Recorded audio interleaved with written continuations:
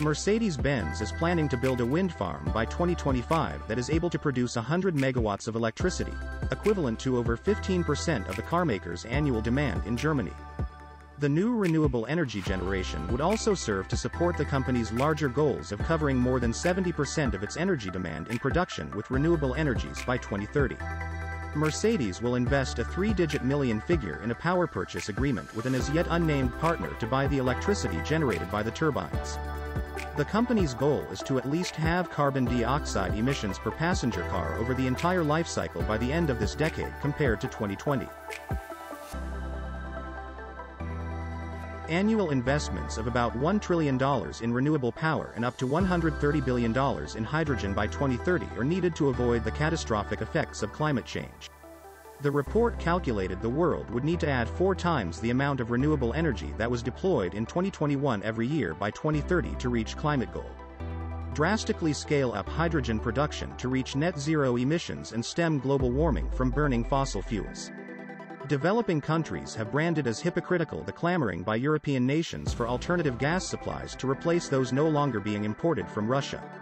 Given that rich nations have urged poorer ones not to develop fossil fuel reserves to curb global warming.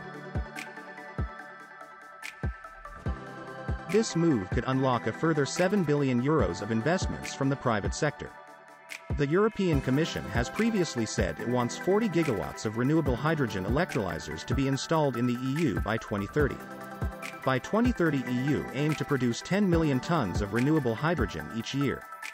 The EU outlined the production of an extra 25 to 50 billion cubic meters of hydrogen to replace natural gas by 2030. Denmark has just promised €13.4 million to developing nations damaged by climate change. Ahead of COP27 in November, some of the nations most vulnerable to the effects of climate change are pushing for a funding facility for loss and damage to be established.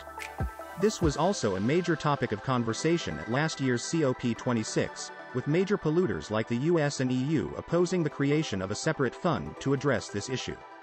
But the need to help countries pay for damages caused by climate consequences has never been more apparent. An example of climatic event is the recent severe flooding affected 1 in 7 people in Pakistan, around 33 million people.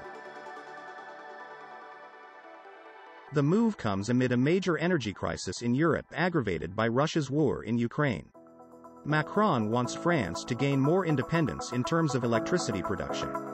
Investing in a new strategy comes as a long-term response to the energy crisis, but will not help in dealing with shorter-term challenges.